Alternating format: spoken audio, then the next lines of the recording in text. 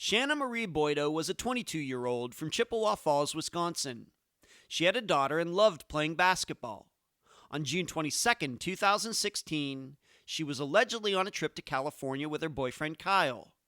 Not long into their journey, near St. Cloud, Minnesota, Shannah unexpectedly jumped out of the car and ran off into the woods beside the highway.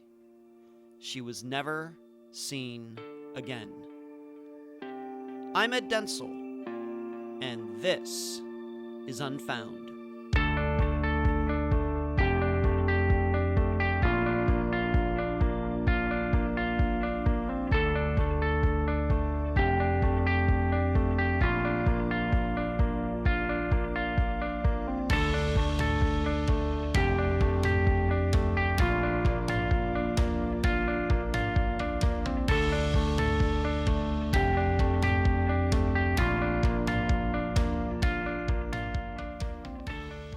We know the feelings, the hair standing up on our arms, a chill running down our spine, the pounding of our heart against our chest. These and many other ways are how our bodies and minds respond to danger.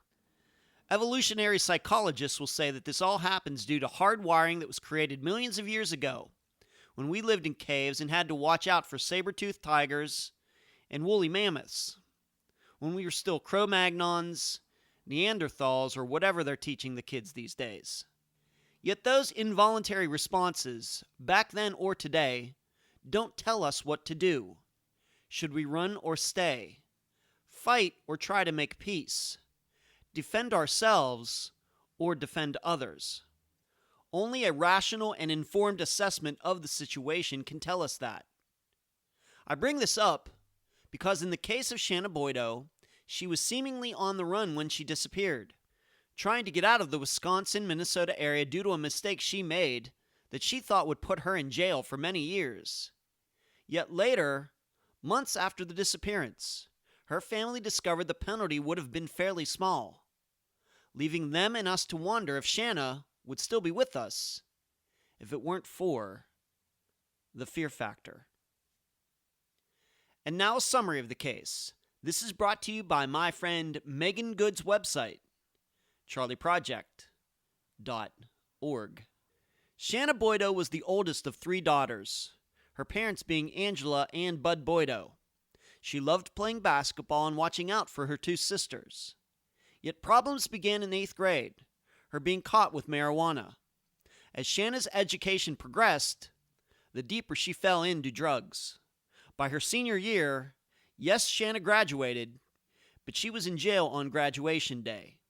However, Shannah's life changed when she discovered she was pregnant.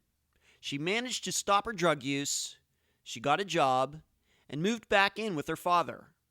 Along the way, Shannah met a new guy, Kyle, and things seemed to be good as the two got their own place. Yet, on Sunday, June 19th, 2016, the police popped in at Shannah's place in Chippewa Falls, Wisconsin, to give her a surprise breathalyzer test. For purposes of her probation, Shannah was not allowed to consume alcohol. She failed the test, although the cops did not take her into custody at that time. Fearing that she'd be headed to jail for a lengthy sentence, Shannah and Kyle decided to head out on the road one last time. She allegedly wanted to see the Pacific Ocean before going to jail.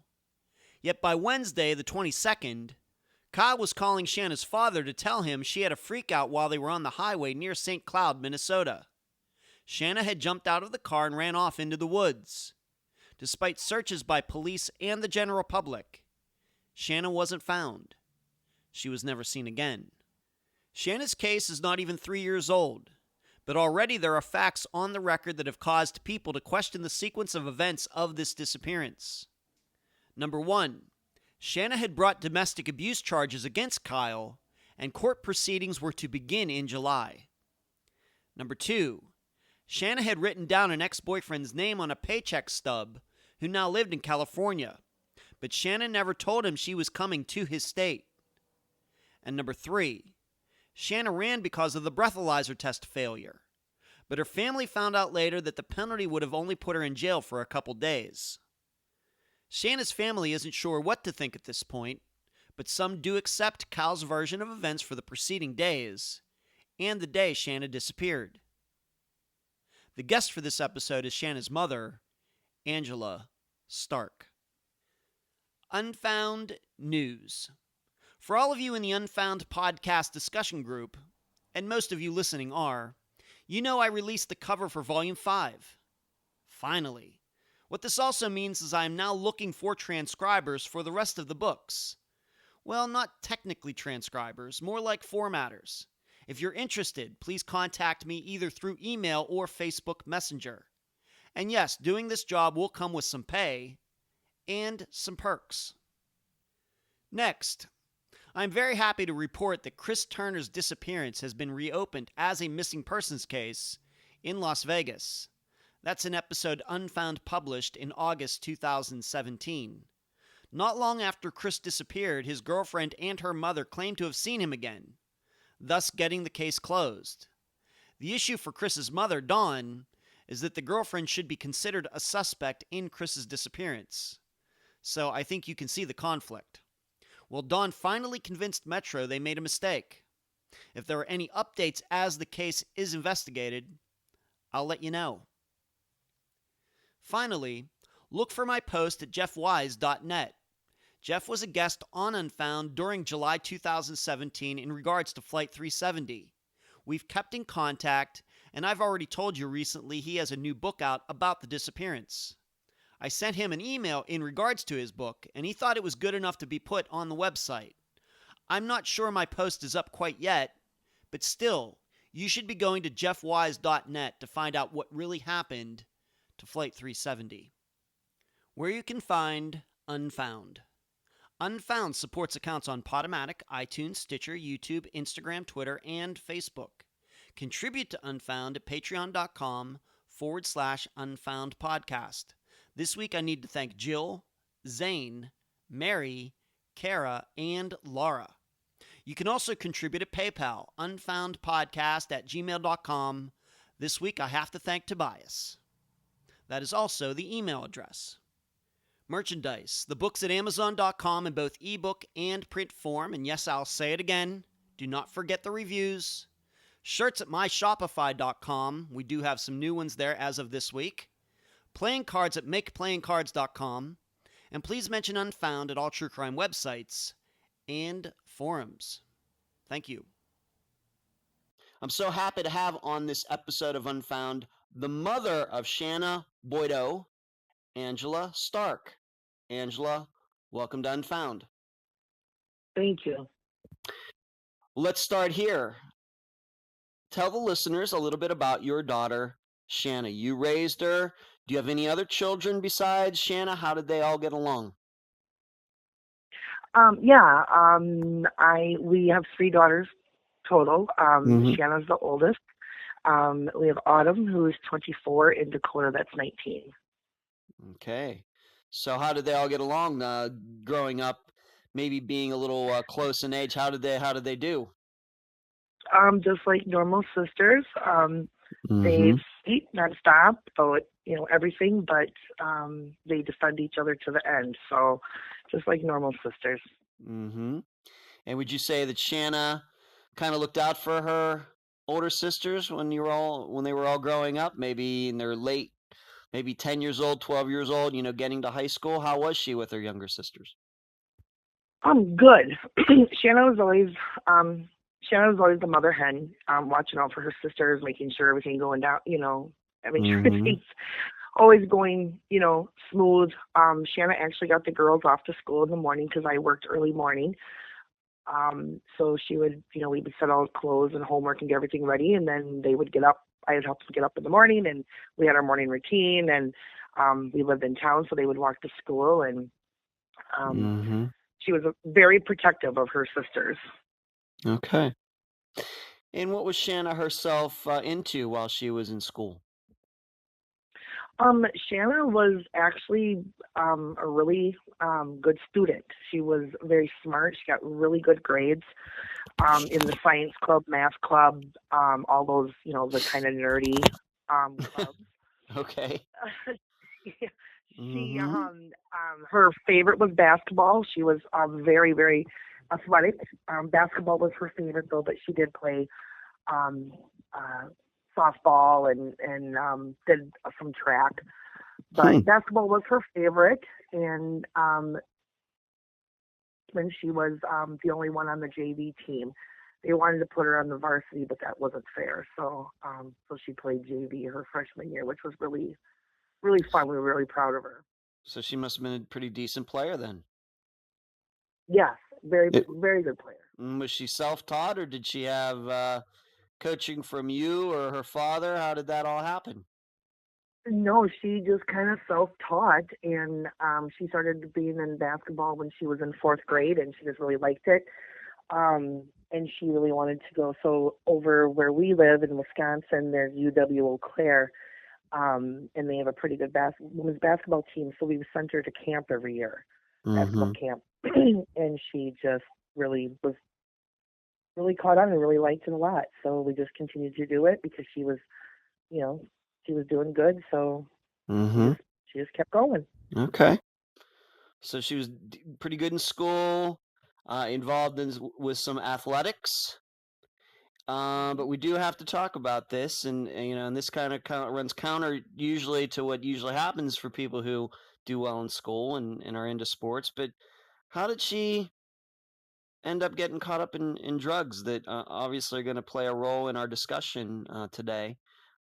Hmm. Now that you look back at it now, we have to remember she just disappeared in 2016, not that long ago. But Hmm. how did that all happen? Like most parents of children that are in addiction, um, you don't really know. You don't. You start to notice changes, but it always, everybody's always like, well, not my kid, not my kid. There's something going on, but you really don't understand the depth of Mm-hmm. um, what happened, or what happens, what makes them turn. But we noticed her kind of eighth grade year, isolating more, getting, maybe, different friends coming over, ones that, we didn't really know. Starting to lose interest in a lot of the things that she did. Basketball wasn't her world anymore. Shannah loves to cook. She's actually a very good cook, and so she was actually losing interest in that too. Um, Not being so much participated in family activities, where we were a very tight family, Mm-hmm. with just not our immediate family, but like aunts, uncles, things like that. Not really wanting to go to like aunts for dinners or uncles for suppers, or things like that. Very irritable to her sisters, where before she was, like mother henning, and now she really didn't want a whole lot to do with them. And then we just noticed her dressing different, acting different. Um, so then, that's when we kind of started taking notice and talking to her about it. But, obviously she just, she denied it. So you're saying this you noticed this fairly early on. So eighth grade, that would be roughly 14 years old, um, Hmm. something like that. Hmm. And how long did it take, would you say, before you confronted her, about this? Was it a year, or, before she got into high It was school? about, it was actually, after we started noticing the change, um, uh, we had got, we had this little dog, and the girls is in between this time too. The girls' dad and I had separated, so um, we weren't together anymore. We had our separate houses, and the girls were actually with their dad for the weekend. And I was doing laundry, and I was putting everybody's clothes into their bedrooms, and the dog went right to her bed and pulled out a bag of pot. Hmm. So that was and that was her freshman year, or her not okay, eighth grade we noticed. So that would have been ninth grade, Mm-hmm. and that's when Freshman year. so, yep, freshman year. And then I didn't confront her right away on it. Even though her dad and I, we were married, we were high school sweethearts. We were married. I got pregnant with Shanna my senior year. We were married for 17 years. And then we just kind of, our divorce was not, it wasn't, it was very civil. Okay. We just knew that we couldn't be together, and but we still wanted to raise our kids the way that the best that we could, just not together anymore. So we Mm-hmm. always, if one would find something or do something, we always made sure that we talked to each other first before we did anything, so we would agree on what what was going to happen. So we found the bag of pot, called, waited for them to come, called their dad, and then we sat down and talked to her about it. And of course, Mm-hmm. she denied that that it was hers. She was holding it for a friend, and all that Yeah. good stuff. hmm Yeah. Common excuses or reasons that the teenagers make. Maybe a lot of adults hmm say that same thing when they get caught with something like that. Okay. But even after that, my impression is it didn't really get better from there. It actually got worse. Right. And what happened through We 10th and what happened through 10th and 11th grade? in 11th grade, we actually moved. We moved to a bigger town. I thought maybe getting the girls out of a small town and into a bigger town where they had more opportunity, and into a way bigger school, so Mm-hmm. they could get involved in more things, might help. And it actually backfired. Um, she got into meth Wow. and got into trouble quite a bit. We then moved again. I met my um, second husband, and we moved to Stanley, it's a small town, northern Wisconsin. And Shanna just did not fit in at all. Um, and just like most, I know it's kind of a stereotype, but the drug addicts are always way more accepting than other people. And so that's the group that she kind of fell in, and she wasn't coming home, staying out, till all the cops were bringing her home, because they have the curfew, and she'd be out past curfew, and they'd bring her home. Stealing. Her and some friends actually broke into a bar that was up the road from our house. Um, just started to get into a lot of trouble. Um, What were your how were your two other daughters handling all this? I mean, not to get into their personal lives, but were they able to yeah. avoid all the things that Shanna got herself into? What were they saying about all of this? Well, they were pretty little. Dakota was only 6, Mm-hmm. and Autumn was about 10. But they learned just to stay away from her, because when she was using, became very violent. Hmm. Um, and she, we just would just like to stay away from her. Um, but then it finally got to the point at our house that um, she was she. I guess the kind of the turning point was her junior year. Her and a friend had come home, and Shannon had to go to work. She was working at McDonald's in town, and she wouldn't get up, and she wouldn't get up. And so I went upstairs, and I shook her. I'm like, you need to be working a half hour. We need to get you in the shower. You need to get going. And I turned around and I walked down the stairs, and she came behind and she pushed me down the stairs. Oh my gosh. And we, went tumbling down. Autumn, my middle, she tried to defend me, and so she went after Shanna. Well, then they started fighting, and then I just remember Shanna yelling out, where is Dakota? She wanted to get in, dig into Dakota, who was only, you know, 8. Wow. And I pushed Dakota behind a chair, wouldn't let Shanna get to her, and we held her down and called the cops. And it took them about an hour to come to us, because we live, kind of isolated. And that was kind of the turning Wow. point when I said, "That's enough." I love my kid and I want her to get better, but I had to think about the other two first. Of course. Yeah, So of course, Shanna, if they can't defend themselves, and she seems intent on hurting them. mhm, yeah. So I mean, Wow. that was probably one of the hardest decisions I've ever had to make, was that phone call that day, because she was 17. She did get hauled to jail. She just got put in a special unit. And that's where she sat. She got put on probation, and as soon as she would, like, one day off, they would let her out. It was like one day she'd get into trouble, and they would throw her back in jail. She did graduate high school.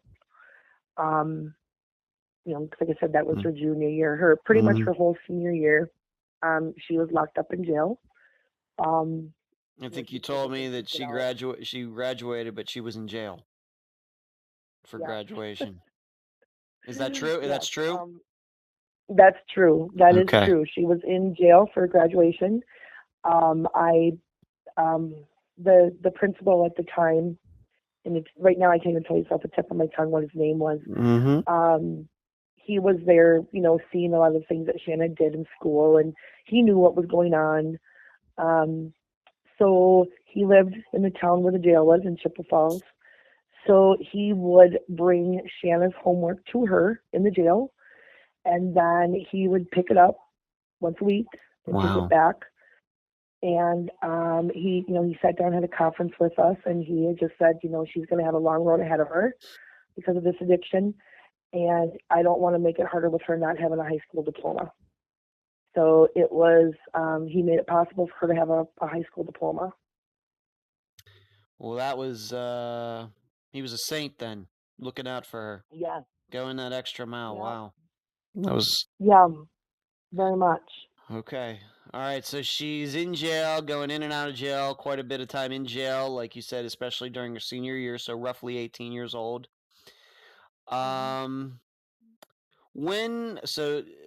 She's in jail for graduation, but she does eventually get out. And at what point does she actually become a mother? Not for about 4 more years. Our hell continued for 4 more years. It got very, very bad. She, when she turned 18, she went to live, or they let her out of jail before she was 18, and she went to live with her dad in Bloomer, her dad and stepmom. They put tried to keep as tight as they could on her. They helped her get a job, and she didn't have a car, but they lived in town, so she would walk to work. And kind of the ending point with that one was they had woke up in the morning, and Shanna wouldn't come out of her bedroom. So her dad went into the bedroom, and there she was. She was overdosed. Still had the band around her arm with the heroin needle sticking out. And her sisters were in the other room. And so they had to rush her up to the emergency room and pump her stuff, do all that good stuff. And then finally, when she turned 18, she finally got to go to rehab. Because we have the big Ellie Phillips by us, but because she wasn't 18, they wouldn't take her. And then there also is a juvenile rehab in Green Bay, which is a couple hours from us. But because she was so close to 18, they wouldn't take her. So Shanna always fell through the cracks every time. Okay. So she got into the Ellie Phillips program, and that is a 21-day program, which but that's my opinion. I think you need more than 21 days. She graduated from that program, did good. Then of course went right back to her, the other people that she, used to hang out with. Shanna was in rehab a total of 4 times, and relapsed every single time. Yeah. She, at 18, she started doing meth. Shortly after she got out of jail, she got introduced to meth. And then after that, Shanna's a very beautiful young lady. Made her way up the drug ring pretty fast. At 19, she was her own, she was a dealer running drugs back and forth from St. Cloud or the cities. Did And you that's know this when at the she time, or was, did you find this out later? no, Okay. we Did you? found, yeah, a lot of this stuff, Shannah has actually told me herself, Mm-hmm. when she finally became, clean. She didn't eventually get Um, clean. Right. yep, but then that's when she got into, injectable heroin. Okay. So, So she went from user to trafficker to, I yep, guess, supplier during these years, 18, yep, 19, 20 years mhm, old, just getting busted, getting out of jail, going back into jail, in and out, all over the place. mhm, Okay. But like you said, she, as you already mentioned, she did eventually get clean. What brought that on? yeah. Um, we were, she called us. She called me and her dad. Actually, we were at a group activity together with some other people, and she called and she told us she was pregnant. Hmm. And that was, she called and told us. I remember it was May 18th of 2014. Just Mm-hmm. remember that date. She was 21, or just about to be 21, because her birthday's in June. And she was ecstatic. Shannah was always, babysat, loved kids, so she was super excited to have this baby. Um, Obviously, she quit using right off the bat, but then again, she relapsed while she was pregnant. October of 2014, she was would have been about 5 6 months. So she did use heroin while she was pregnant, but she sold um, heroin to a minor. She helped the minor inject it, and she overdosed, but she survived. So Shannah was charged with a felony of endangering of a Mm-hmm. child. So she actually has two of those on her record, one for the minor and one for her unborn child. But I truly believe that that is what saved her life, Mm-hmm. because she, um, she went through withdrawals, um, all that stuff while she was in jail, and I truly believe that that's what saved my daughter that Hmm. time, and my granddaughter. Right. So, which we are very, very lucky that her use of heroin during her pregnancy did not do anything to Right. the baby. So, Okay. So who was the father of her child? the father of her child is named Stephen Martin. They dated for a very long time, and I truly believe that Stephen really is the love of her life. Um, Mm-hmm. but they are like Bonnie and Clyde. They just cannot be together when they're using. Just the fights and but neither one of them can like live without the other one. It's just crazy. Yeah. Toxic Um, relationship. Very much Yeah. so. Those come up. Stefan, unfortunately, Please. Please. um, um, Stefan is most of the time in jail. He's only seen his daughter probably 4 times in the 4 years that she's been alive. She's 4. Mm-hmm. He was in jail for her birth, so um, we Mm-hmm. when he's doing good and clean, we do let him see her. We don't let him keep her overnight or anything like that. But we do allow him to see her. So, but it's just Mm-hmm. when he's around. What were the stipulations, being that she eventually did have her daughter and she did have these felonies and everything? What were some of the stipulations of her probation? As you said, it was October 2014 when this happened. These very serious charges. What Mhm. were the stipulations once she got out of jail, maybe into 2015 and onward? Okay. She um after she had Millie, um well, I'm just trying to think here. Well, she was in jail when she had Millie. The Mm-hmm. jail transported her to the hospital, and then I got to be, we got to be with her for 3 days, and she was supposed to go back to jail. Um, Shannah was accepted into a new program that's fairly new around the country, and it's called Drug Court. And I don't know if anybody's familiar with Drug Court, but pretty much the baseline of it is if you have drug charges, you put in this program. It's kind of like a three strike you're out program. You work with the judge, you meet with the judge, they do stipulations with you. You have to do work programs, you have to do all different kinds of things, build your recovery, and that's drug court. Okay, so Shannon was in drug court, and her worker was very worried about the mother-child separation.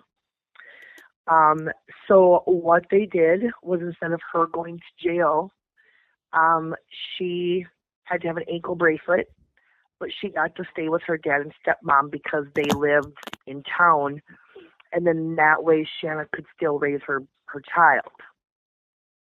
Okay. And then if she had to go to she had to have so many meetings, and she had a really strict schedule, she would have to give the court times and dates of appointments, and then they would shut the ankle bracelet off, let her go to her appointment, and then if she said that she was going to be home at 10, that ankle bracelet got turned right back on at 10. Wow. However it was. And so she was also getting random drug tests and breathalyzers, things Yep. like that? Yes. Yep. Okay. Okay. All right, so those were stipulations, so she could somewhat be allowed to be her daughter's mother, and of course not be in jail and have somebody else raise her daughter.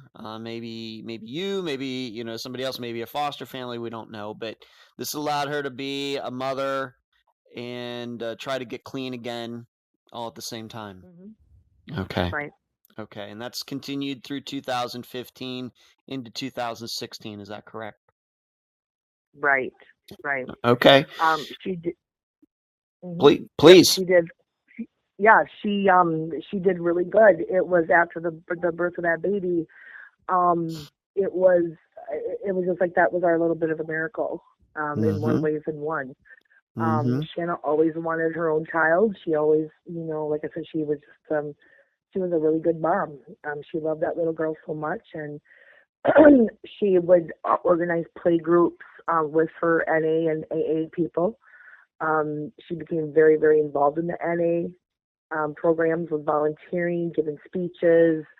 I know that there was even talk, but it never happened, with her going to schools and talking about addiction, things like that. She volunteered. She finally got to the point where she was off of the ankle bracelet. She was, the court had approved for her to go out on her own, and she did. She got a pretty good job. She worked nights at a group home, and that was her niche, helping other people. So she when you got to, if I may, when she finally cleaned her act up here, let's say into 2015, and she was sober again. I mean, did she talk to you about this addiction that she had? Did you finally get to say, this is a long way from her pushing you down the stairs. Did you finally get to talk to her about that and what was going through her head? And what did you learn? She always, right. Well, that's when we learned a lot about what she had done. And she would always say to us, I can't never tell you everything I've done. But a lot of the, like we would be just general talking or whatever, we would sit down and she would tell us, these are the things that I did. I was a dealer. I was a stripper. I was, I transported. This is what I did. But she would never, and a lot of the time that she did serve in jail was because she wouldn't give up anybody. She just kept telling us that, I was in very deep. And if, I love my family, I don't want nothing to happen. So, she was, she had even admitted too that she had dabbled a little bit into the human trafficking. Okay. So, the people that she was tied up with were not good people. Okay. Do you think that during this time that she was managing to stay away from those people? Or do you, I do. I mean, she was probably telling you that at the time, but now that you look back at 2019, do you believe that what she was telling you, for example, in the year 2015 was the truth? That she was clean and didn't Yeah, see another yeah, trouble. yeah. I do. I do. I really do. I do think a lot of the things that she had said were true. I think that I think she was staying clean because she knew that she only had one chance. Okay. If she would have messed up, she was going to be on her way to prison for the remainder of her sentence. Yeah, there which wouldn't would have have been been 7 years. there wouldn't have been any more ankle bracelets and things like that. This would have been behind bars and. Yep. Okay. Yep. Behind bars, done. Yep. Okay. The listener's probably wondering, well, you've spent a lot of time on this, Ed, about, her addiction, more than probably we usually do for a case, but we do cover a lot of missing people who have had addictions. That's not unusual. But I think that we needed to really cover this in depth as we have, because once we get to what happened with her disappearance, I think the listeners need to understand and put themselves in Shannah's position, and to try to put this all together, because we're going to be talking about a note that she wrote, etc. Does that make sense when we look back at these problems that she had 2013, 2014? Okay, does this all make sense? So I wanted to make sure that everybody understood Shannah's background as well as they could, before we get into the rest of this. So I appreciate you talking about it. I know it's not easy. We already have a disappearance, and then on top of that, we're talking about all of these problems that you had with Shannah, and frankly, these problems that she gave you. So I thought that was important. I just want to make sure we talk about one more name, though. We already mentioned Stefan, who is the father of Shannah's daughter.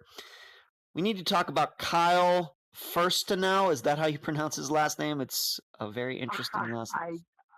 Yeah, I'm not for sure. Your guess Oh, is as good okay. as mine on that Okay, one. I'm gonna just say it's I believe it's Furstenau.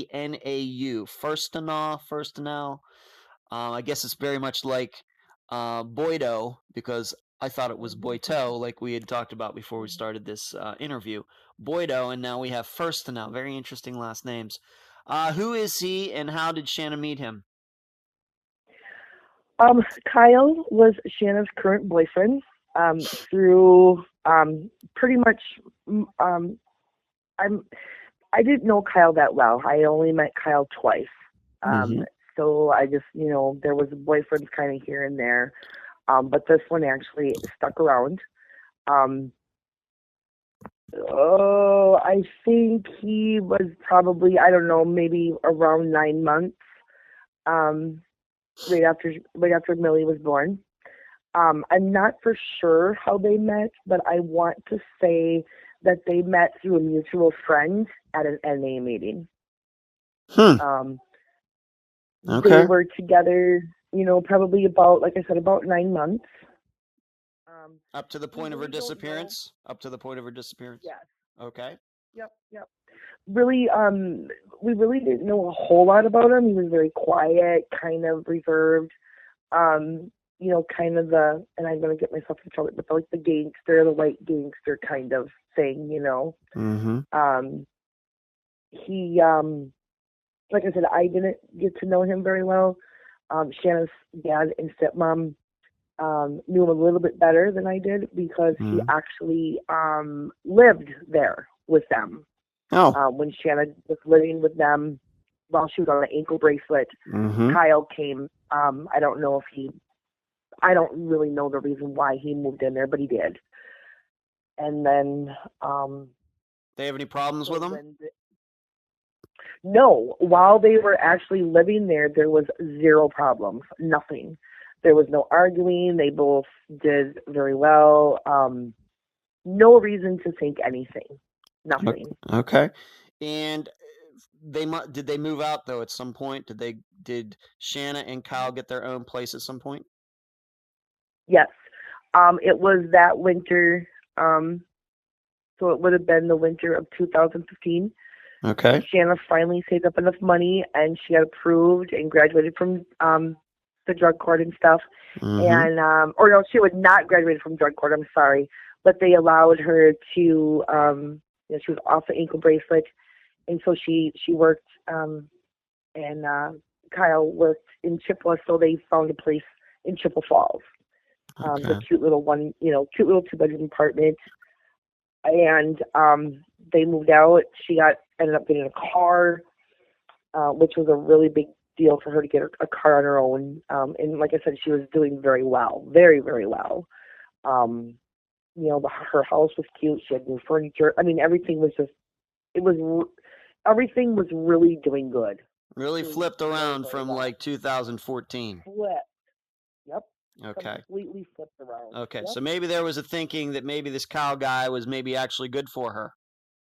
Yes. Yes, Especially since he exactly. has no problem living under the same roof as Shanna's father, and was kind of, Mhm. Kyle seemed to be minding his P's and Q's and being a good guy and not causing any trouble, not being abusive to Right. Right. Shanna, at least under the roof of Right. of Shanna's father. But I think what eventually happened though in 2016 that wasn't what continued between the two, was it?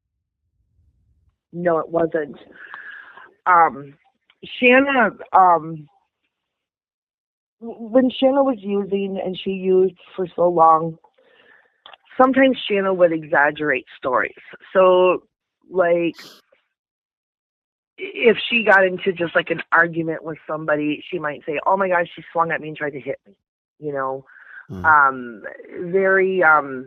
We just even though she was doing good, we still had a lot of trust issues with her, with things that she would tell us. And now I just, it breaks my heart that I didn't believe her. Um, about 3 months before Shannon's disappearance, um, she started coming to us and talking to us about like her and Kyle would fight a lot, Mm-hmm. and they would started fighting because Stefan wanted to see the baby, and Shannah would let him, and he was very jealous of Stefan because Shannah and Stefan, like I said, those two they're almost like soulmates. Mm-hmm. And Kyle did not like that Stefan was starting to come into the picture um, and visiting his daughter. So they would argue about that a lot. Um, Kyle showed up to Shannah's work a couple times.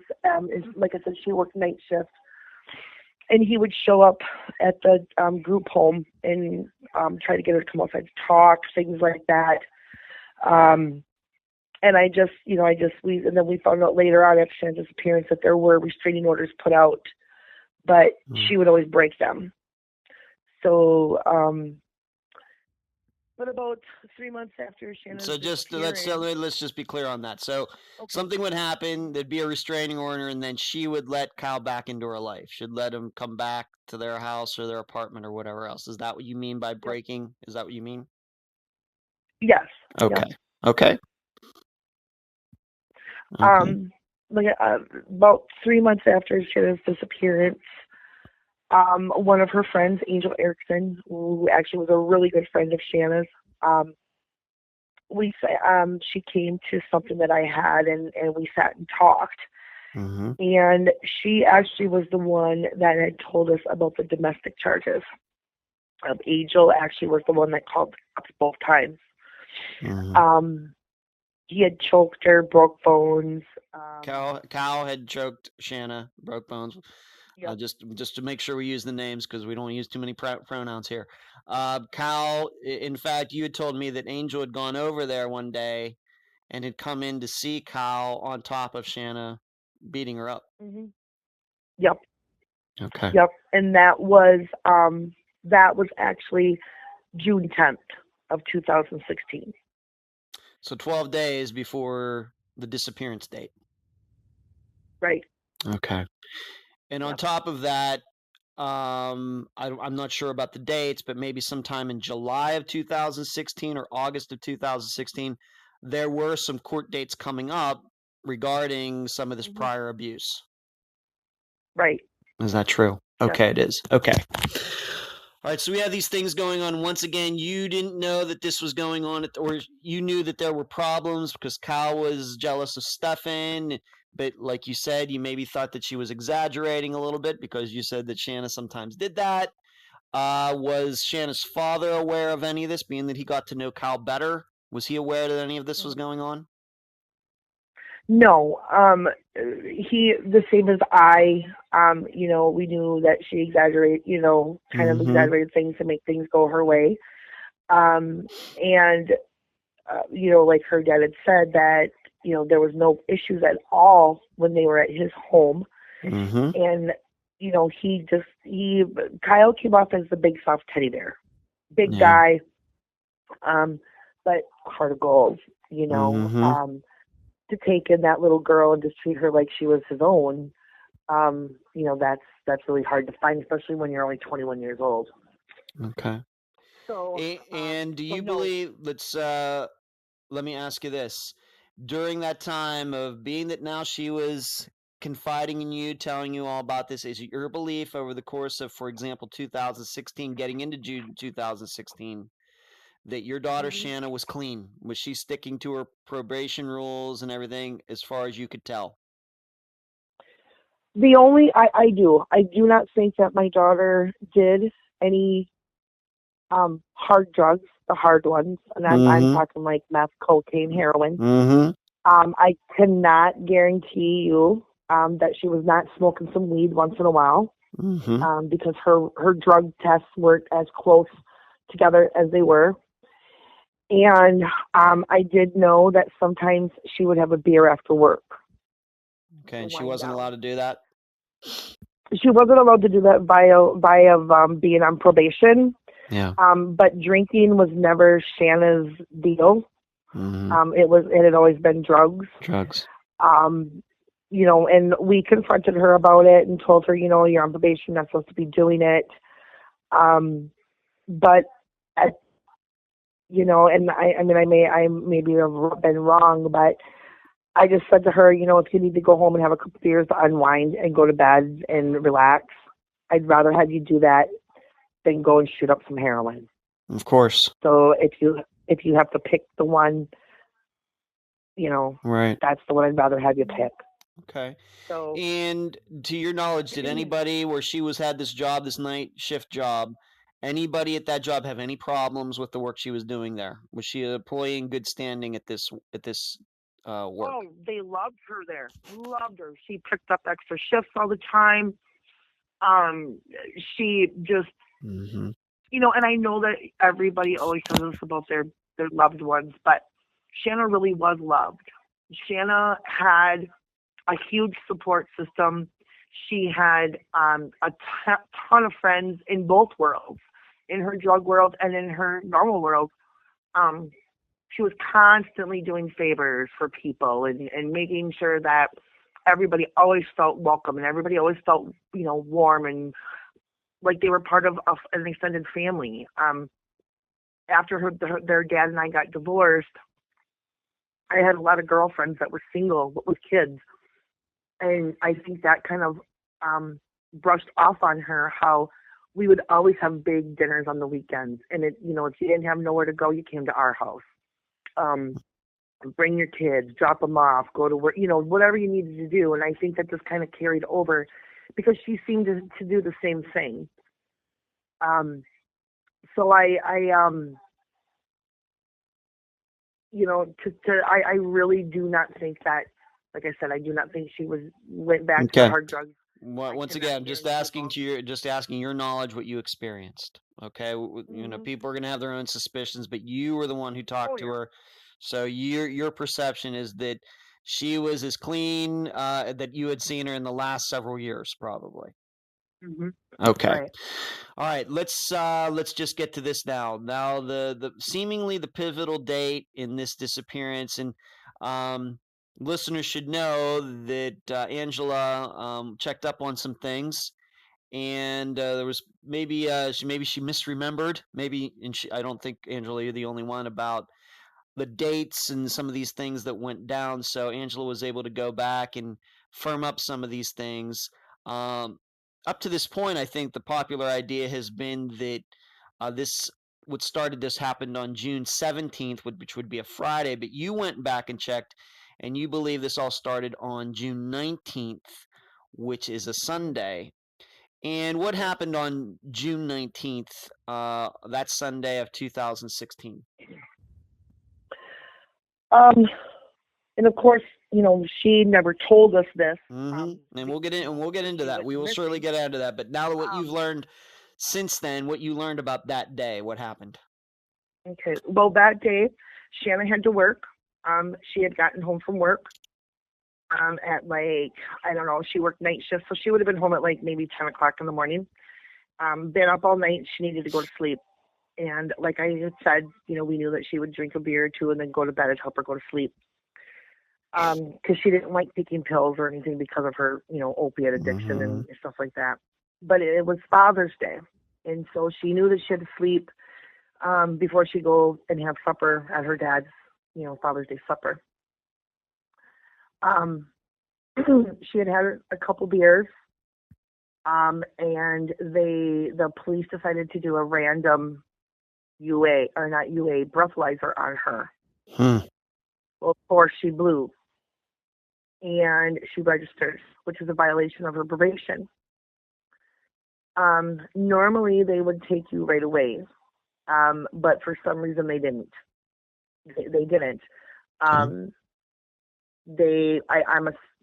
assuming they just like, because I'm assuming that they just would have given it to the probation officer, let the probation officer do what he needed to do about it. So like I said before, Shannah was on the three-strike program, and this was like strike number 9 with her. And so Shannah thought she was on her way to prison.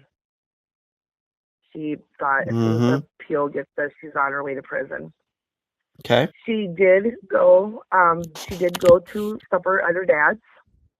And when I spoke to him, he said, that she seemed really down, depressed, not herself. And she did not have the baby. She did not have the baby with her.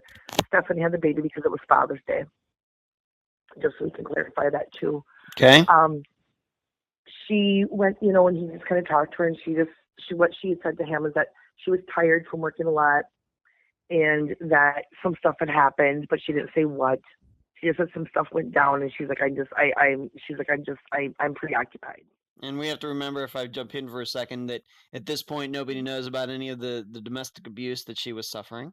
Okay, so nobody knew about that. I'm sure that wore her down too. But did Kyle go with her to her father's that day? No, because there was a restraining order. Oh, okay. So this is all right. So the restraining order. This was one of the times where she still had it against him, and she was sticking to it. Or do you think that she had Kyle stay at home, or for some reason, or sure?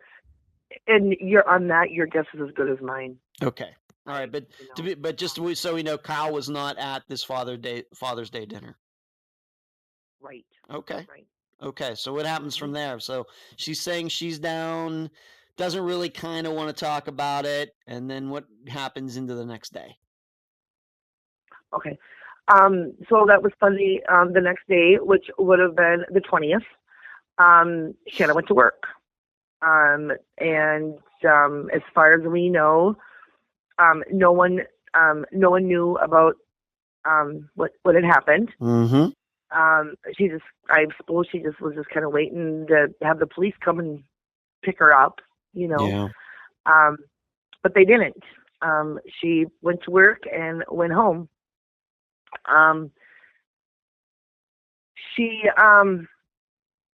so that Monday would have just been, just like obviously other than her thinking about what is going to happen, it would have just been a normal day. Okay. The 21st, which was the next day, I had texted Shannah that morning. I hadn't seen her for like probably 3-4 days, and I texted her and just kind of like, hey, it's Mom, I miss you. Can we hang out soon? What's been going on? And she texted back that she's been working a lot and that she was depressed. She was sad. Mm-hmm. And I texted her back, hey, I'm your mom. We can talk about anything. Let's why don't you call me? And she's like, I'll call you tonight. And I'm like, okay, love ya. So you and Shannah text each other on that Tuesday morning, but then later that day, Stefan called you, and what did he have to say? Actually, Stefan called Shannah's dad. Okay. And said that Shannah had never showed up to pick up the baby. She was supposed to get done with work at 3, and she was, or not 3, I'm sorry, she was supposed to pick her up at 10, get done with work, take a little nap, and then come get her. And Shannah didn't show up. So, had this ever happened before, to your knowledge? Oh, never. Okay. Mm-mm. So Shannah's dad, because he lived in Bloomer and she was in Chippewa, he called a cousin that lived down the street a little bit and asked her to run over to Shannah's apartment and see, maybe wake her up because they figured she, overslept. Mm-hmm. So she did. She ran over there. And when she got into the apartment, right away she seen on the table there was a piece of paper and a cell phone sitting on the table. So she looked at it and she called Shannah's Bud, Shannah's dad Bud, right away to tell him that there was a note and he needed to get here to the house. To get to the place where Kyle and Shannah were living together. Right. Okay. And when in this process of this Tuesday, did Bud call you and tell you what was going on? When did you find out all about this? I didn't find out till a little later in the afternoon. Okay. He didn't want to upset me. Okay, I understand right that. Of course. Okay. But when they seen the note and told us that, seen the note, read it, kind of took a look around the house and stuff, and then he called and told me that, she was gone. Okay, so he gets over there, and the note is there, and we're going to talk about that note in a second, but her phone is also there, the phone that she would have used to text you earlier in the day, right? Right. Okay, so they get there, and what does the note say? The note says that she had gotten into some trouble and that she knew that she was going to be going to prison and that there was something that she needed to do before she went. She asked all of us to take care of the baby, that she knew that she was going to be loved, and that Shannah loved all of us and that she would be back. Huh. And that's what it said. Okay. Did it say anything specifically about, because at that point, none of you knew about the breathalyzer, right? None of you did. No. All right. No, and it just said that she had gotten into trouble. She wasn't specific about it. No. Okay. And I realize that none of you are handwriting experts, but did it look like it was Shannah's writing? It was Shannah's writing. Okay. The police department did have a handwriting person look at it, but Sure. You could tell. And you could tell by the way she wrote. It was not distressed. Like it wasn't like someone had forced her to write it, and she was all shaky. Okay. And so her phone was there, but what was the general state of the apartment? Was anything else missing? Was it completely cleaned out? Were there still clothes there? What did you see? What did Bud see when you went over there? Shannah is a very she's a very materialistic person. So her furniture, I mean, all of the home decor stuff that was still there, but all of her personal items were gone. Her drawers were stripped out, and she had, the more expensive clothes. All that stuff was missing. Her hygiene products, hairspray, anything that you would need to just if you were going on vacation. You took your best stuff and left everything else behind. Huh. So it looked like she was taking off, like fleeing the. I guess you could play fleeing the jurisdiction because of this trouble that she got into. When you or Bud or Father read that part about how she got in some trouble, what did you think? I mean, we know what it might have been, but what did you think at the time? Oh, no clue. Because we were just flabbergasted. We couldn't believe that this was happening. Couldn't believe that this was happening. Okay. And what did you do next? What did he do next? What did you do next for the rest of Tuesday? We just kind of waited, tried to get a hold of Kyle. Couldn't get a hold of him. He was not answering. Went through her phone and called every number that we could on there. And, of course, no one knew where she was, if they would even answer. Then we decided to call her probation officer and tell him that she, this is what's going on. This is what's going on. Okay. And we also did call the police, but there's nothing that they could, nothing they could do. Nothing they could do at that time. Okay. So she looks like to you like she took off.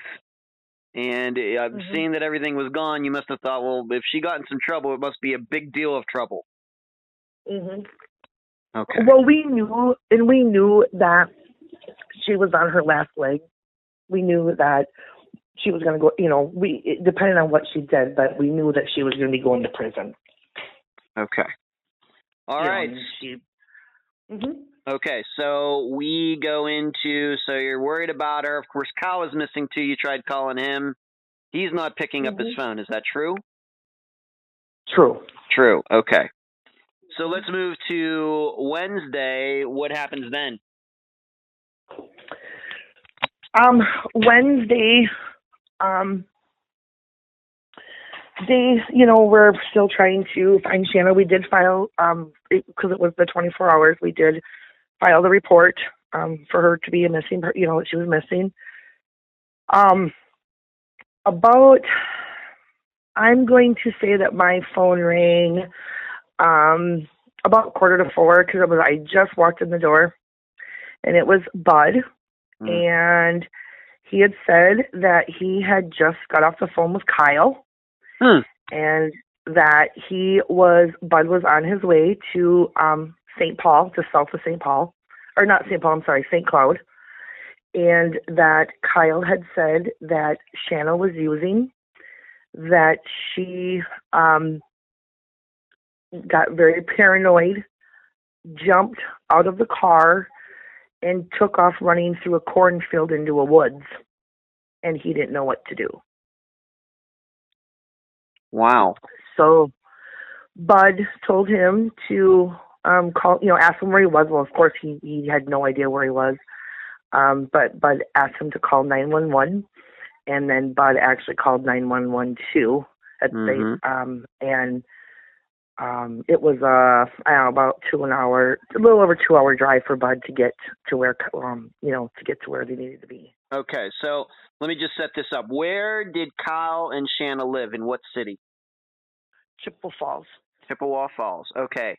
And Wisconsin. Okay. And when Kyle called Bud, once again, Shannah's father, your ex-husband, where was he? Where was Kyle? What city was he closest to? What highway was he on when he made that call?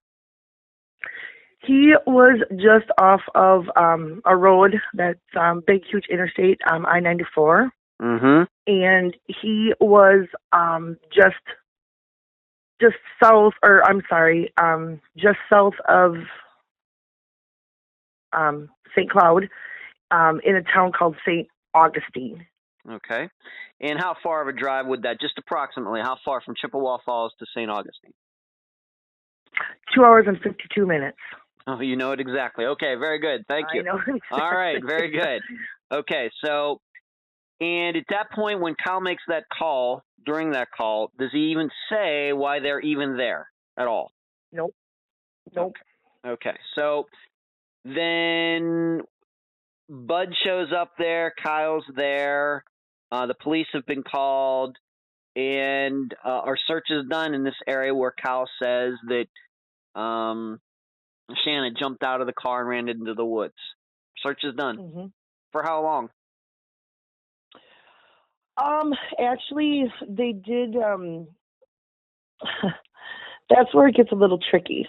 Is Kyle stated that Shannah got out of the car in 2 different spots. The spot that he had said that she got out and ran, where he actually watched her run into this cornfield into the woods. Mm-hmm. The police did bring in a bloodhound. It was a couple hours later. They put the bloodhound in the car because it was Shannah's car, and he tracked her for about 300 yards. And then apparently the dog became overheated. That's one out of fitness dog for 300 yards. Okay. Not to right. make fun of the puppy, but that's interesting. Okay. Mhm. So they apparently called for a second dog, but then it started to rain, so they decided not to do it. Mhm. So, that was kind of the end of the day. That was Wednesday, June 22nd. June 22nd, yeah. Okay. So just to clear this up, Kyle said that Shannah. Is Kyle saying that she jumped out of the car twice, or are you saying that he changed his story when you say that she jumped out at 2 different locations? Well, after we sat down and talked to him, well, they got done. They left the area, went back to the Stearns County Police Department, and Kyle had to give a statement. So then that's when kind of we heard his version of what happened. Mm-hmm. So if you would like me to start from what he had said happened, sure, sure, absolutely. That's a good place. Okay. That's a good place to do that right now. Okay. So this is the only part that we have ever heard from Kyle, and that was because Bud was sitting right there. So anything that he has said to the Chippewa Police Department, we have no idea. We are not. They will not allow us to look at any of the files. Okay. But Bud was sitting there with the Stearns County, the one in Minnesota where she actually went missing. Kyle said that that's when we heard about the breathalyzer. Okay. Or Bud had heard about the breathalyzer. Mm-hmm. Shannah was scared that she was going to go to prison. So she told Kyle that she wanted to go to California to see the ocean before she went to prison because she knew she'd never go again. So Kyle decided to go with her. But they had to wait for her check. So they had cash. So Shannah called, or she got paid on Tuesdays, and a friend of hers, Amy Mcnamara, who worked for Shannah, but also was a heroin addict. Shannah called Amy to ask her if she could bring her check to Chippewa. So Amy did. They cashed the check, but Amy needed drugs.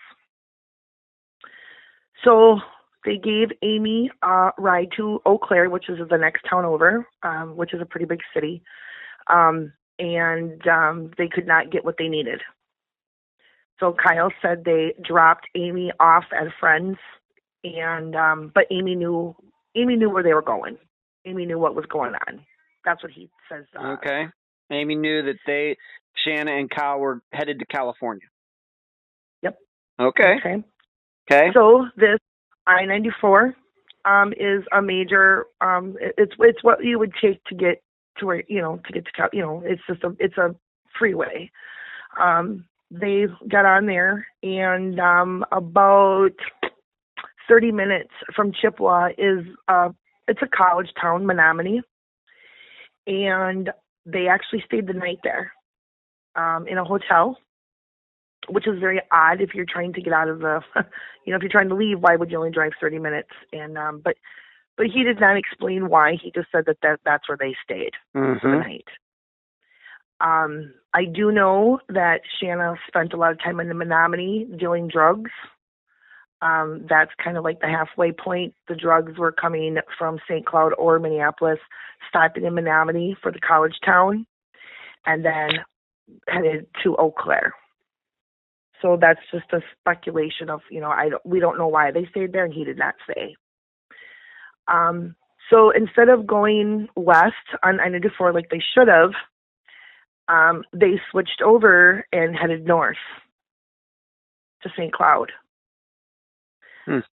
which is not where you would go to California. You're not going to go north. They were caught on a camera Wednesday morning at a convenience store at a town called Rogers, Minnesota, this little town. And we're assuming that they stopped there, got gas. It shows Shannah. We have pictures of Shannah at the ATM and a picture of her buying cigarettes at the counter. And Shannah is kind of like a hippie gypsy kind of girl. Mm-hmm. So she's always wearing long skirts and the long purse, stuff like that. And you can see, the stuff that she has on, and then you also see Kyle. That was at 10:30 in the morning. So they would have left on Wednesday, June 22nd. Wednesday, June 22nd. June 22nd. Okay. Yes. So we do know that that's where they were because they're on the tape. How did that tape, Kyle, if I may ask, how did that tape get discovered? Is it because Kyle said they stopped in at a convenience store and then the police went there? Or was it just by luck, or how did it get started? No, Kyle said that that's where they had stopped. All right. So his story checked out. Yep, he was telling the truth. Okay. So this is the big mystery. Where Shannah actually got out of the car, where her scent was picked up, and where this town is, where they were seen, it's only a 45-minute drive. So you have from 10:30 to 3 o'clock, and Kyle does not know what they did. Has never explained what they were doing. All he said is that Shannah picked up some drugs in Menominee that she was using because she was in trouble anyways. So what's the difference? Okay. And I don't know, for those that know about addiction, is when you quit, when you're done, you don't start back out. Like when you go into and you relapse, you don't start back down on the low dose. You start back up where you left off. On the big dose. Yep. Okay. And that's when people overdose. Is because your body. But that's not what Kyle said. Kyle didn't say she overdosed. He said she ran off into the woods. Yep, he said she ran off into the woods. She was high. And but first he said that she had ran off into this other section of woods. And she had ran out of the car. And she had shoes on. And she had her purse. And that they run 94. They had passed a cop. And she got paranoid. And she thought that Kyle had called the cops and was going to get her arrested. This is what he's telling us. And that she yelled at him to stop the car. She got out of the car and she took off running. Now, let me ask you something. Hold on a second. Let me, if I may. Now, they're in Shannah's car, not Kyle's car. Shannah's car. Right. Okay. But he's driving. Yes. Okay.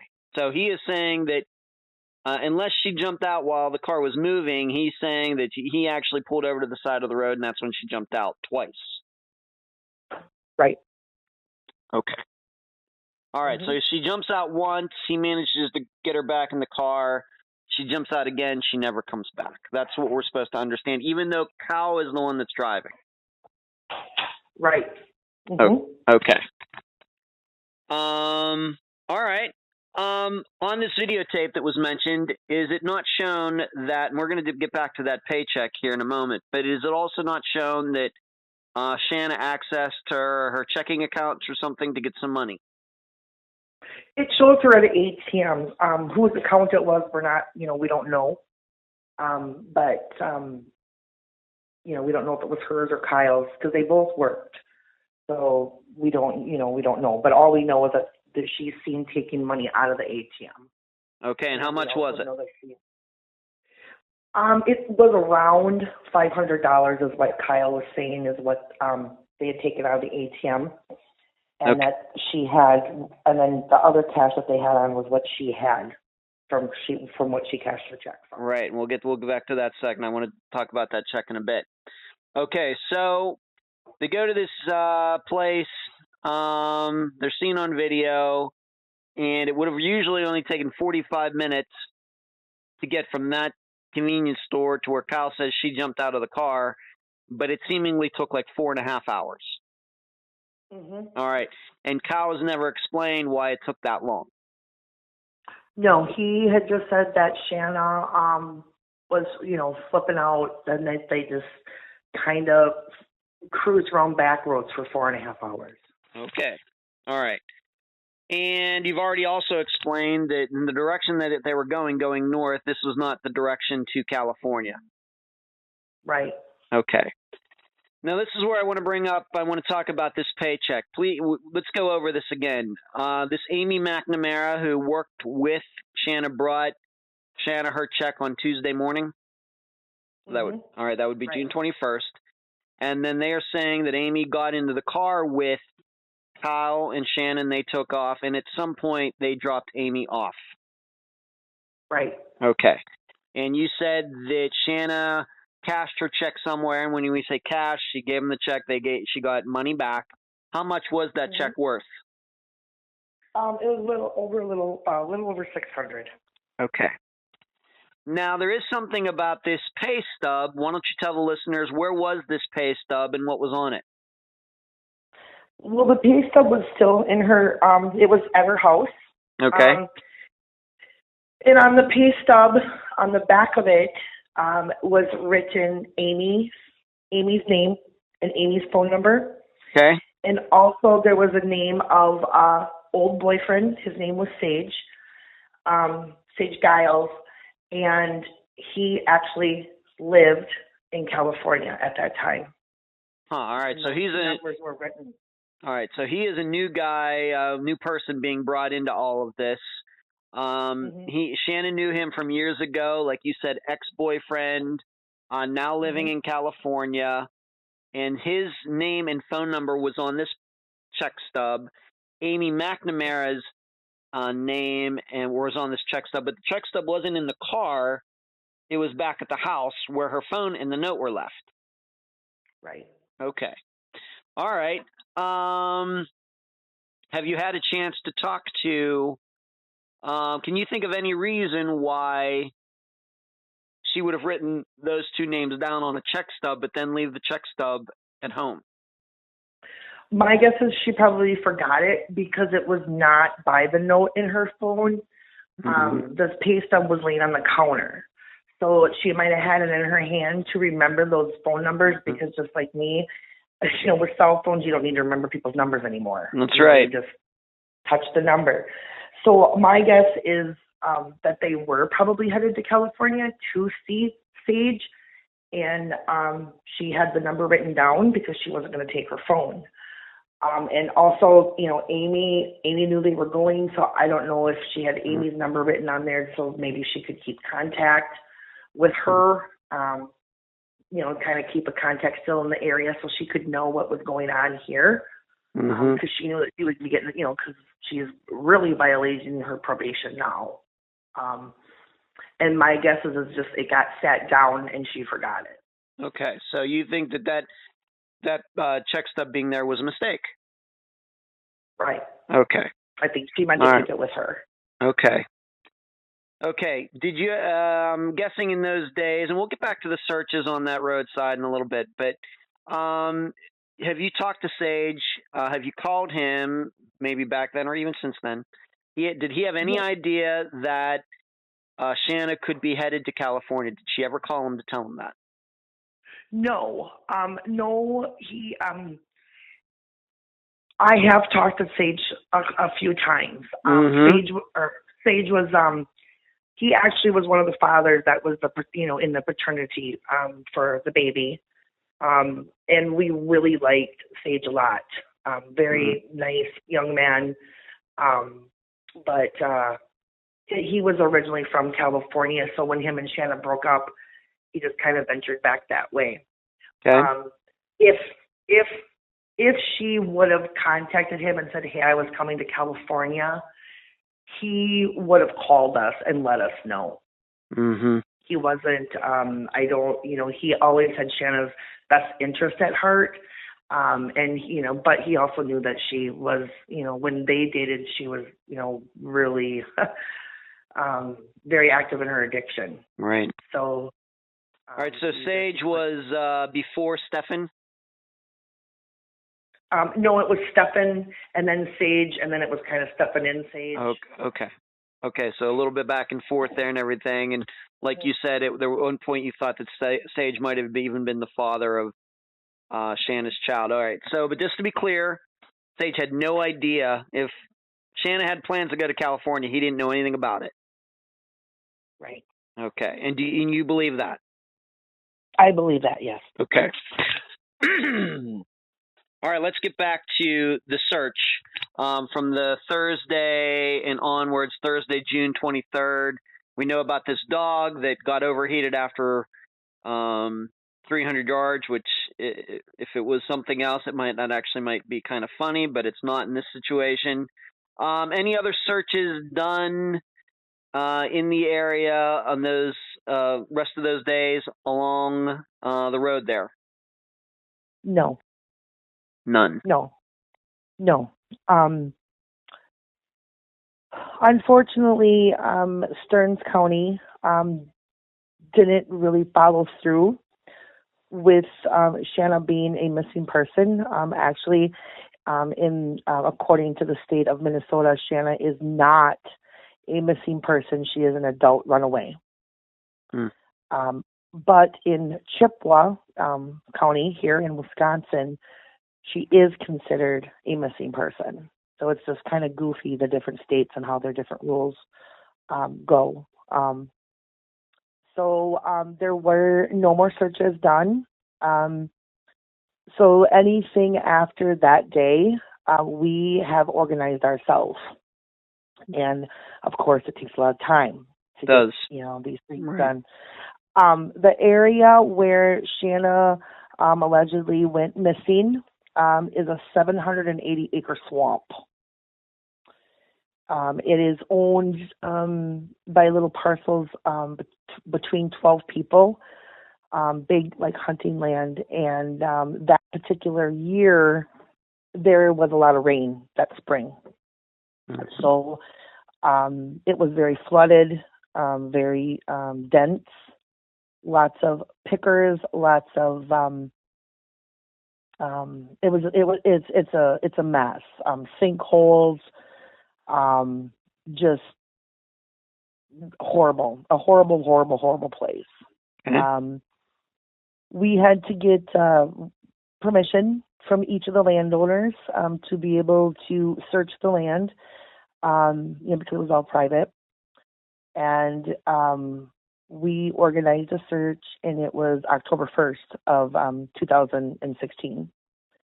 We decided to kind of wait for fall, for one, because it took that long to organize and to get a hold of all the landowners. And we kind of figured because of the fall time and people, hunters are out, looking for sheds or putting up, scratch or, whatever the hunting deal.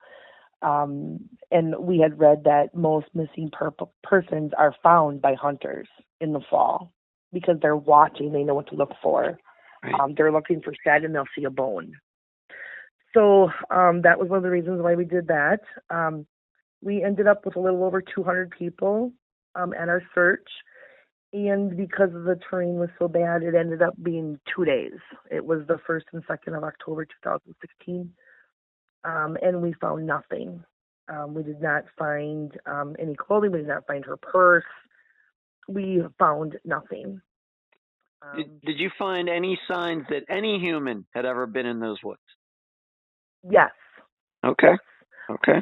There were 3 sets of bones found that were not the team that we were working with.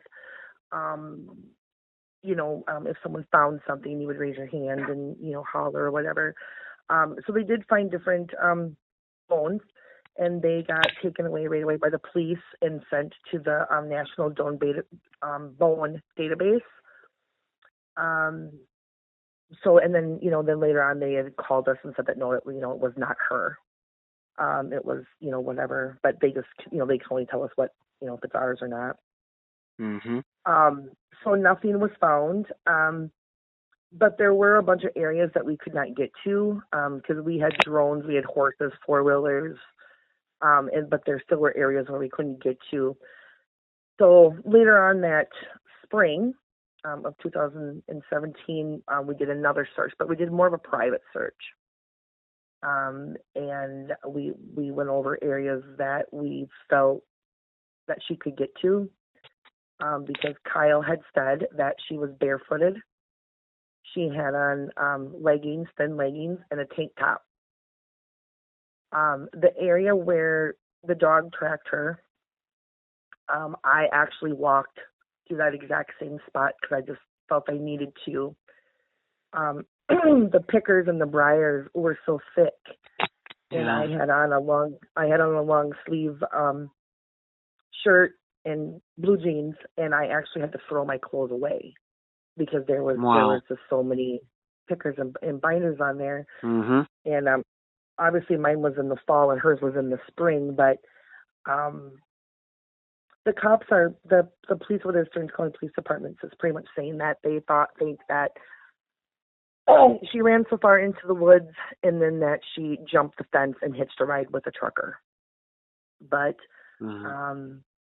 it's the dogs never picked up a scent by the fence. The dogs never picked up any blood. They have never picked up anything. And like you're saying, that it's so thick in there, you'd think if she was running through there, trying to get through there, maybe a branch would have snagged her clothing, maybe it would have ripped. There might be something like that. There's nothing like that. Nothing like that. And in the last 2.5 years, we've actually had a really very good response with help. We have had 5 different sets of cadaver dogs from all over the United States come and search that exact spot, and they have turned up nothing. Nothing. Okay, let's talk about Amy Mcnamara a little bit. She was the last one who could verify that she saw Kyle and Shannah together. The story is that she got dropped off, but at least initially she was not very helpful in all of this investigation, was she? No. My mom teaches a bunch of Christian classes to people in jail, and shortly after Shannah's disappearance, I'm going to say like 2-3 months, we didn't, we knew about Amy, but from what Kyle had said, but we didn't know where she was. Goes into the jails and teaches these Christian-based programs, and there's Amy in jail, in the Chippewa County jail. So when Shannah first went missing and we found out about Amy Mcnamara, we went to the Chippewa County jail, or the Chippewa County Police Department, and told them that we know that Amy Mcnamara, she doesn't have a very good record, and that we know that she was involved. Could they talk to her? It took the police 2 years to talk to her, and we got very upset when we found out 2 months later after Shannah went missing, Amy was in jail, and the police knew about it, and no one talked to her, and she was right around the corner. there in the jail. And she Wow. wasn't there just for a couple of weeks. She was there for 9 months. Wow, what did she do? Drugs. Okay. So she was, and then once finally somebody did track her down, was she helpful, or my understanding she was unhelpful? No, she was helpful at that point because she was in the jail again, and I call the police department at least once a month, both of them, to just kind of see what the activity is. Are they doing anything? Just to let them know that, I'm not going away.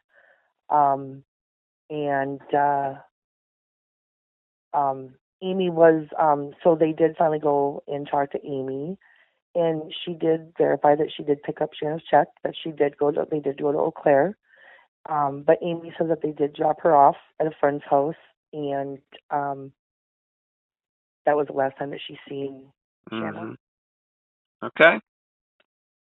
And this place where she got dropped off, has that person verified that she got dropped off there? Do you know?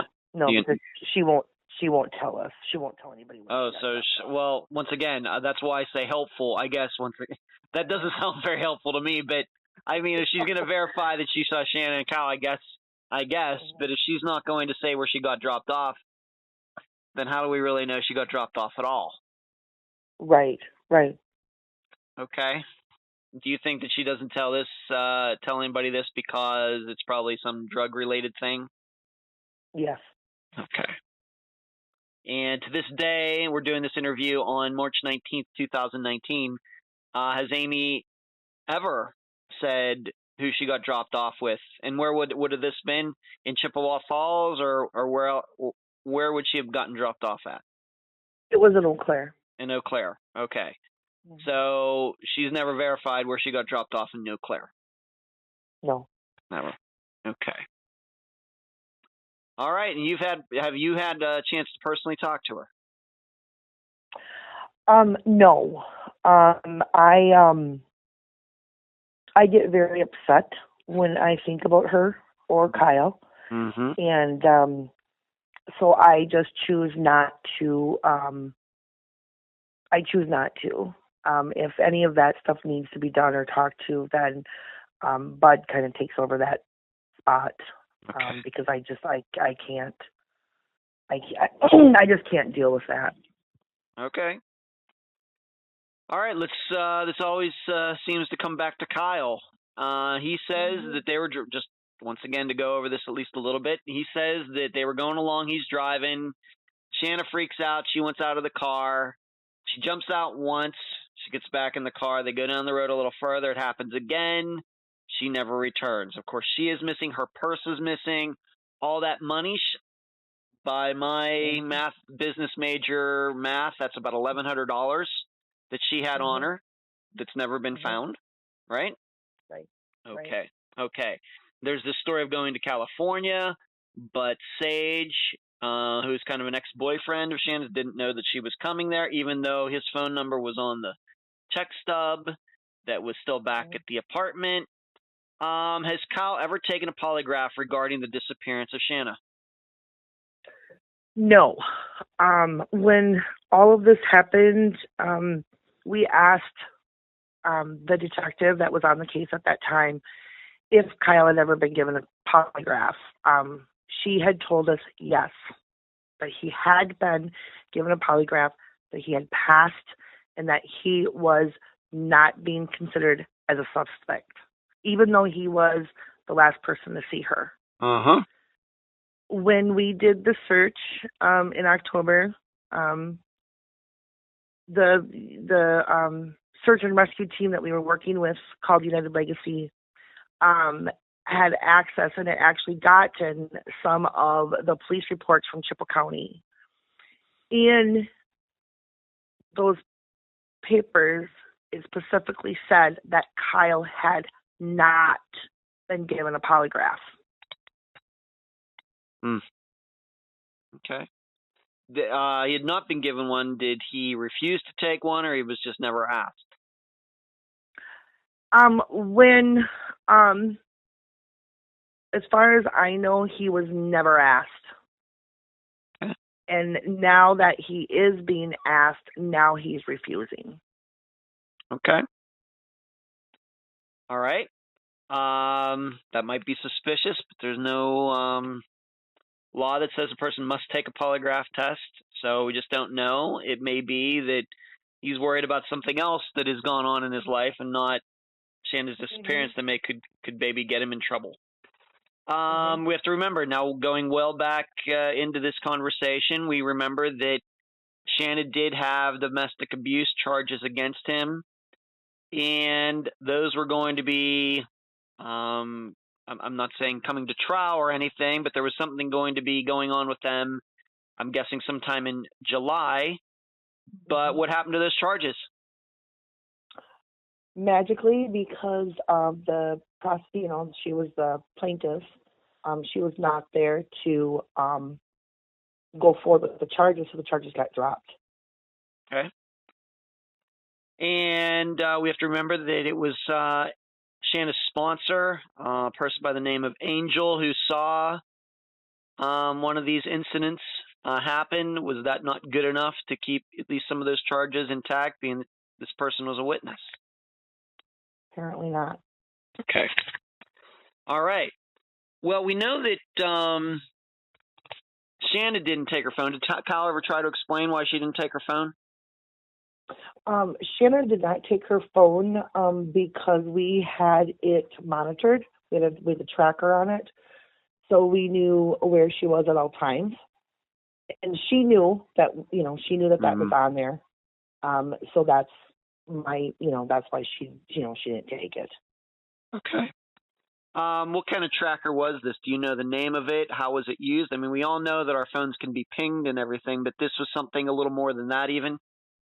Yeah, it was something that we had to pay extra for on the plan. It was some kind of device that you put in there. It was like a teenage prevention device, and I don't even know if they do it anymore. But it gave you the exact location coordinates of where she, where the phone was. Angela, it'd be interesting if maybe after this conversation, next couple days, you could find out exactly what the name of that is. I'm sure I know I would like to look into it. I'm sure some of the listeners would like to look into it too, just to see, how that worked and how accurate and everything it would be. That might be, if you could in your time, and I know you've been very busy recently. So that's why you believe that she left her phone behind. But Kyle took his phone. Has his phone ever been pinged? Has anybody ever seen the records for those days, specifically Wednesday, the day that Shanna disappeared? They did ping his phone, and the pings did show up in that area that, that he said that they were in, but it was his phone, so no, we were never, we couldn't look at his records. Okay. And what has Kyle done with his life since 2016? He actually he has been getting into a lot of trouble. He's been in and out of jail the last couple of years. Drug charges, nights in jail, things like that. So not the Kyle that we were first introduced to. All right, so it seems like maybe he put on a little bit of a show when he was living with Shanna's father under his roof. Okay, yep. If you can remind the listeners, how long do you think that Shanna and Kyle lived under Bud's roof? Remember how long that was? They lived there about 4 months. Okay, so not short. Not a short time. Okay. And has Kyle ever tried to explain if they were going to be going out of town, driving the whole way to California from Wisconsin, let's just say that was the truth. Is he essentially saying, would they have been able to get back in time for these domestic charges, coming to fruition? Yeah, probably not. I mean, I don't know. I guess, I don't know I know that the charges were sometime in July, but because they got dismissed, they're not on the record anymore. Right, right. But, my guess is they were, I guess I don't even have a guess because I wouldn't Okay. know what to say. I guess what I'm saying is if they were going to California and she was going to go see the Pacific Ocean once before she thought she was going away to jail for a while, this might have gotten in the way of those charges, once again, coming to fruition, and, which would have been very nice for Kyle, I guess. Okay.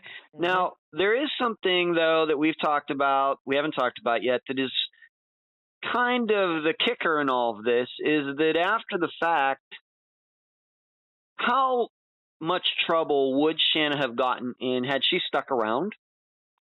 And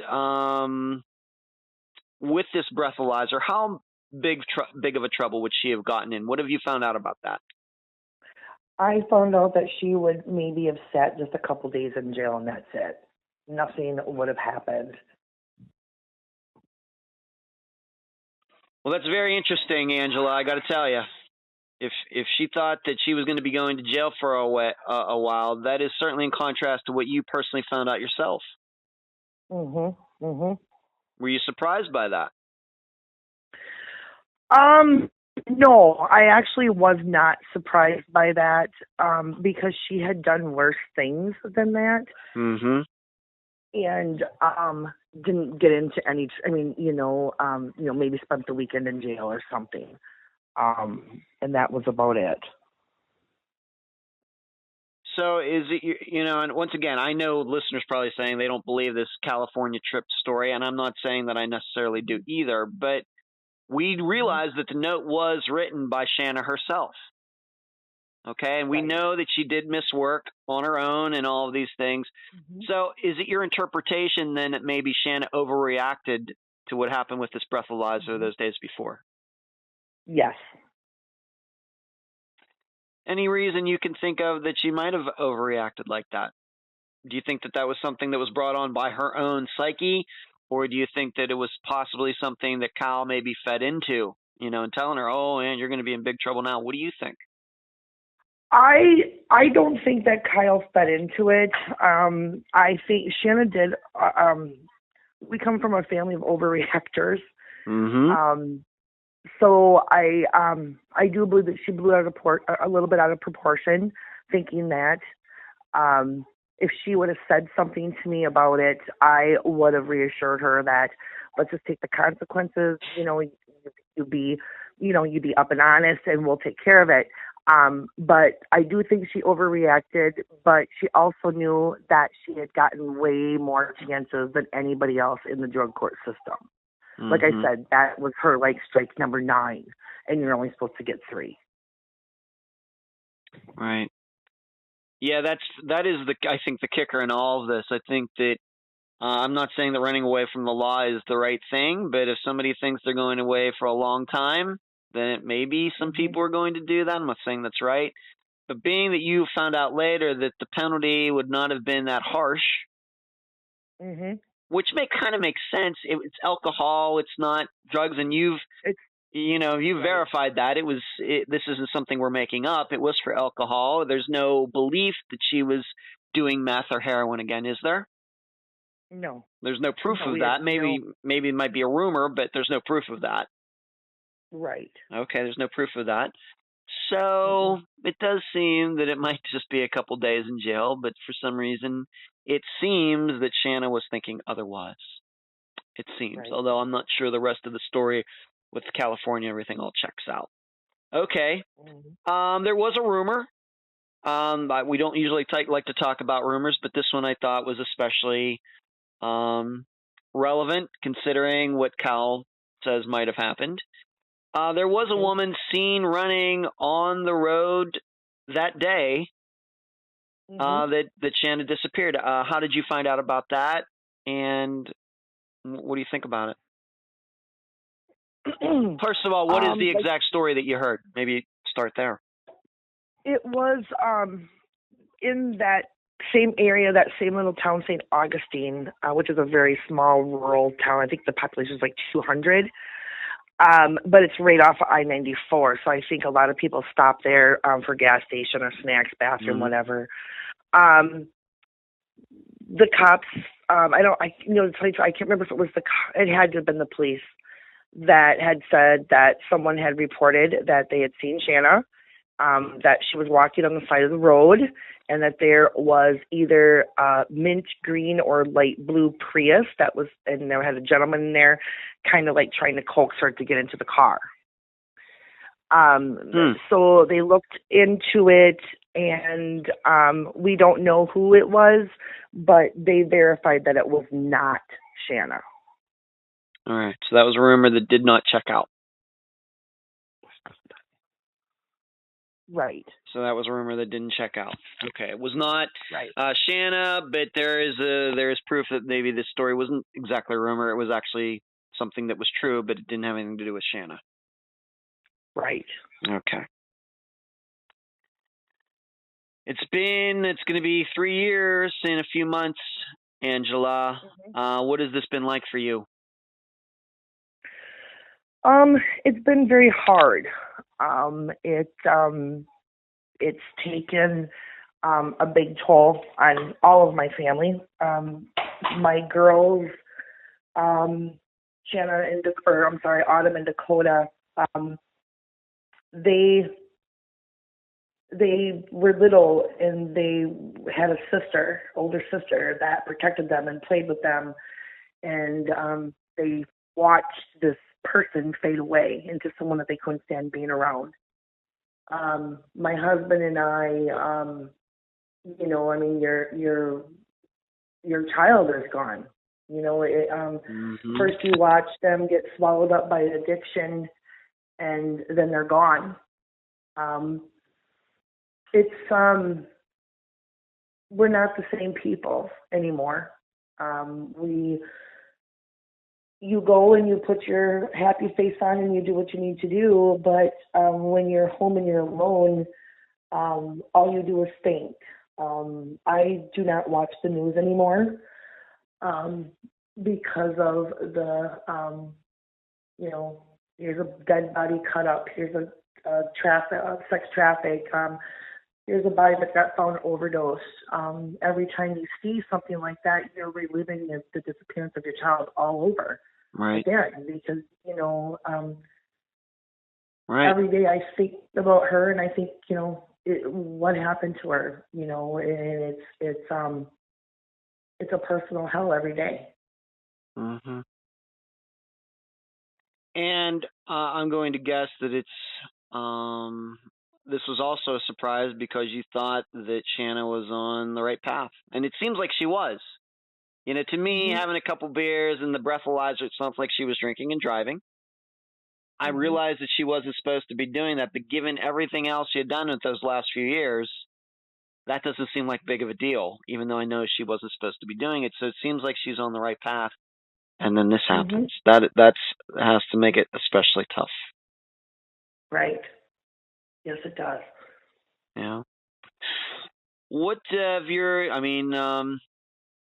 Shannah's two younger sisters, how old are they now? 24 and 19. 24 and 19. So one of them is even now older than Shannah was when she disappeared. Yes.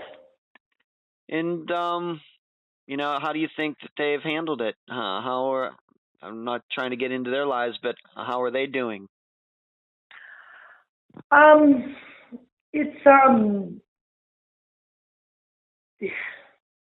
It's something that we talk about, and we just, we deal with it when it comes up. I think that they're doing okay. It's just, everybody kind of has their mindset. Sometimes, we just think that she's just gone to rehab. She's gone to rehab, and she's just, she's not there. And some days we just get together and we just cry because we don't know where she is.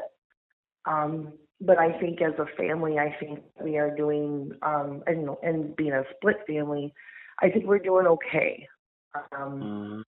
I just, but I find myself now, I'm a little more protective of the two girls, even though they are adults now. They don't live with me. I find that I'm still very protective. I'm calling nonstop. I want to know where they are, where they're going, who they're with. Because I already lost one, I don't want to lose another one. Sure. And what about Shanna's father? Obviously, I've not had a chance to speak to him, but I know he's been involved in this. Of course, he was the first one out there on the side of the road when Kyle called him. And how has he handled this? If you can speak for him, if you can. He feels, very similar to how I feel. Every day you kind of beat yourself up because you don't know, because, it's always, could I have did this different? Could I have did this different? How come we didn't know?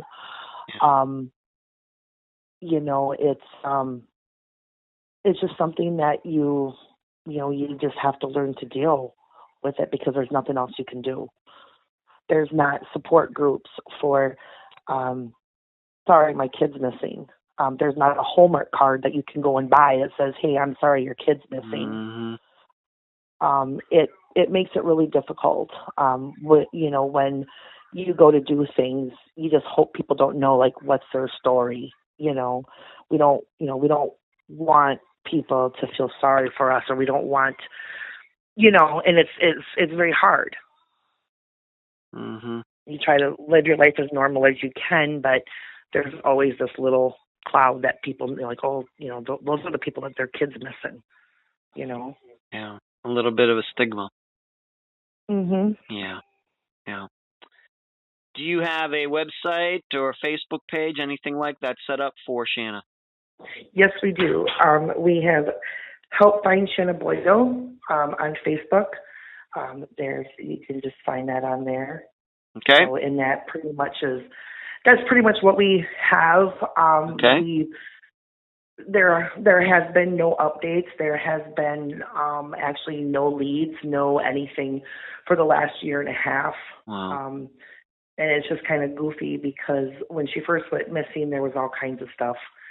And then we did some fundraising and stuff to offer a reward to think that would help bring out some more leads. And ever since we've had the reward, we've actually had zero. Yeah, rewards don't exactly do what everybody thinks they do. And I have to say, as a person who I would say has become a missing persons expert, there's not a lot of evidence that rewards work at all. It's like people are going to talk or they're not going to talk. People are, police are going to go question the right people or they're not. And I think it's usually people's consciences that finally make people come forward, not the money. Sure. So I wouldn't be too downhearted about the reward situation because that's the way it is most of the time. 99% of the time, it's like that. Sure. So, okay. So please say that Facebook page again. Why not? Why don't you, Angela? Help Find Shannah Boiteau. Okay. Angela, any last words before we complete this interview? No, I just really appreciate the opportunity to be able to, do this podcast with you, and hopefully someone out there can, help us lead us to our daughter.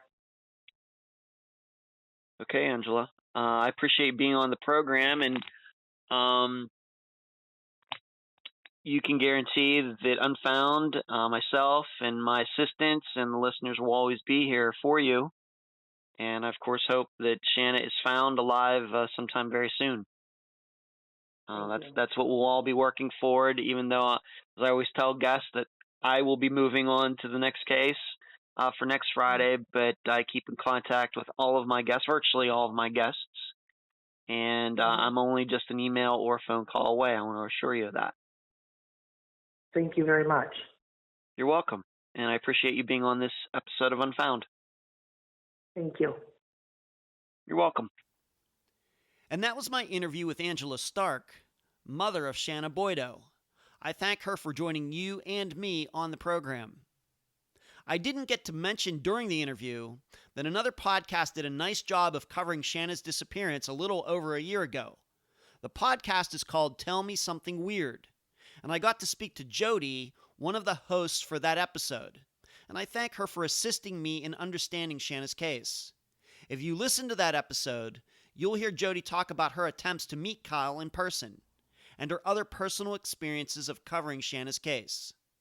The show can be found on Stitcher and other podcast sites, and you can also find a link to that episode in the description for this episode of Unfound.